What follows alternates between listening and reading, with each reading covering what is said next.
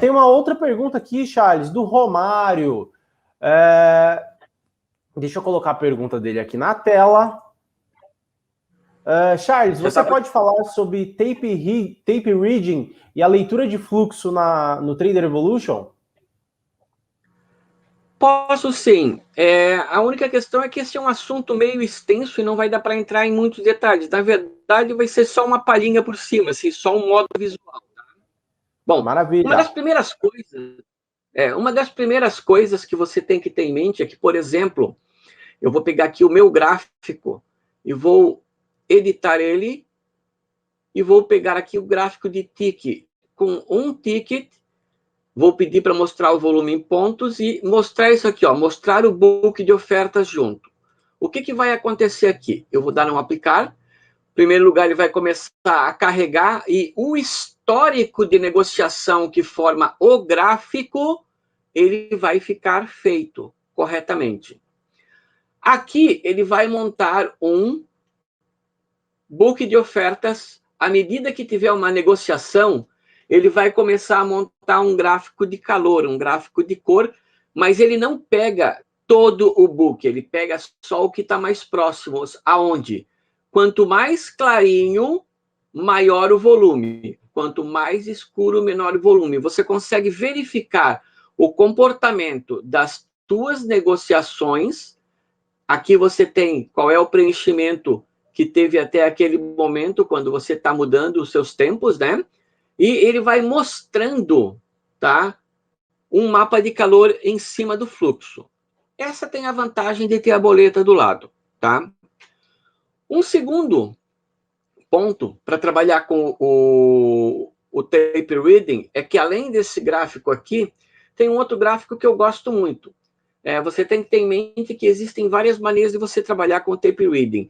Uma delas é analisando tick a tick, o seu gráfico e o book. Alguns verificam só a leitura do fluxo, que é o que está negociado. E outros pegam a parte fake, que é a parte falsa do book, porque você pode ter uma oferta e, de repente, ela sair. Tá? Seria o gráfico de cluster. O que é o gráfico de cluster? Eu vou colocar aqui de 1 minuto. Tá?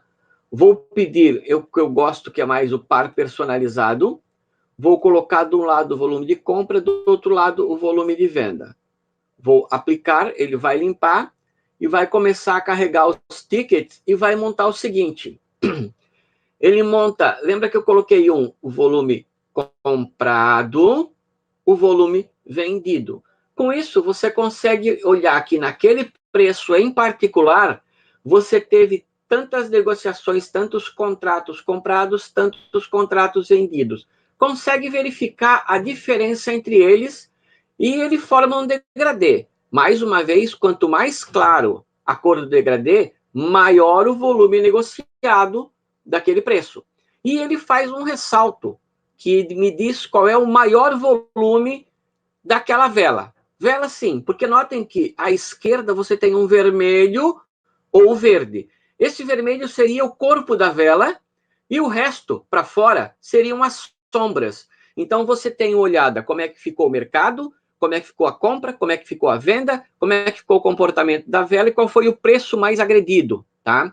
Então, com isso, você tem mais um tipo de gráfico para trabalhar com o tape reading, alinha os dois. E, além disso, você pode trabalhar só com o saldo para ver quem foi mais comprado, quem foi mais vendido. E um outro ponto muito importante para tape reading, que eu considero que é a maneira que dá mais visual para você, é utilizar o scalper. Porque o scalper, ele vai alinhar o que você tem em cima do tape reading, né, do fluxo. Tá? Deixa eu só mudar aqui assim, para um ativo que tem um pouco mais de negociação, tá? Ele vai mostrar aqui a minha fita, o que está acontecendo, vai mostrar o book também, vai mostrar as variações do book, o acúmulo do book, para ver qual lado do book está maior ou menor, e vai colocar um gráfico de barra aqui para ver quanto que eu tenho em cada um desses pontos em relação a como que está acontecendo com o book. Além disso, eu posso, configurações, modificar o que aparece nessas bolinhas. Eu vou aqui, assim, o gráfico de Times and Sales, eu disse para mim o seguinte: eu quero exibir negociações a partir de um contrato e realçar o que é maior de 3. Então, todas as bolinhas pequenininhas, sem número dentro, são 1 e 2 contratos que aconteceram. Eu posso pedir para ele começar em 3, porque eu não quero os contratos pequenos, e trabalhar com realçar a partir de 5, por exemplo. 5. Opa, coloquei 55, desculpe-me. Aí eu dou um aplicar, o que vai acontecer? Vou fechar aqui, ele vai realçar tudo que foi a partir de 5, e a partir de 3 ele colocou, ele vai ignorar tudo que foi em 1 e 2. Então, se você juntar a facilidade de scalp com todas as teclas que você pode usar, porque você pode usar agressividades diferentes, mais a análise daquele gráfico de tick com mapa de calor, mais esse gráfico de cluster e algumas outras ferramentas que tem no gráfico, que elas são um pouco mais complicadas para mim colocar aqui, demoraria mais tempo, você tem um sistema de leitura de fluxo bem interessante para você trabalhar. Mais uma vez, eu recordo que para você trabalhar com isso, é bom você ter uma boa prática num simulador, que hoje nós temos 90 dias. Não é certo? Maravilha, Charles.